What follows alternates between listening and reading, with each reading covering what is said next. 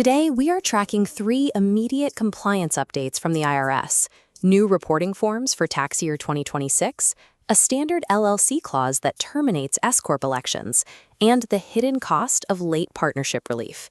Addressing these updates proactively will keep your clients compliant and protect them from costly retroactive penalties.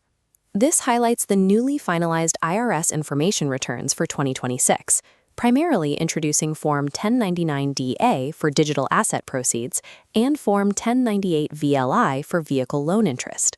For substitute information returns furnished directly to recipients, the IRS is relaxing formatting rules.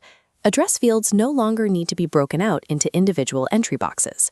This split-screen comparison shows the contrast with the strict requirements still in place for forms filed with the IRS. The IRS copy continues to demand the separated multi-box address layout. Software systems and reporting pipelines must be updated to handle these divergent formatting rules before the 2026 tax year begins. Next, there is a hidden trap embedded in many standard LLC operating agreements that automatically voids an S-Corp election. This graphic illustrates the flaw. If the liquidation terms dictate that proceeds are distributed based on capital account balances, rather than strictly by ownership percentage, the S-Corp election is immediately terminated. The tax logic is strict. Varying capital accounts violate the requirement that an S-corporation possess a single class of stock. Taxpayers can repair this inadvertent termination by amending the flawed agreement and making corrective distributions to the partners. A proactive audit of your client's LLC operating agreements right now will prevent unintended tax reclassifications later.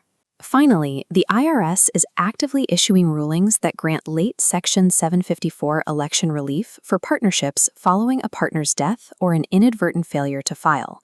But there is a mathematical penalty attached to this relief. Partnerships granted this extension are forced to reduce their basis. This equation outlines the required condition.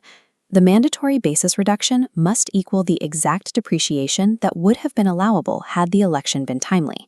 And this penalty applies even for tax years where the statute of limitations has already expired.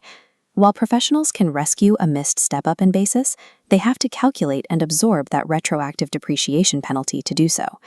Your immediate directives: update 2026 reporting software for the new address formats, audit S-Corp liquidation clauses for capital account triggers, and calculate retroactive depreciation before applying for late 754 relief.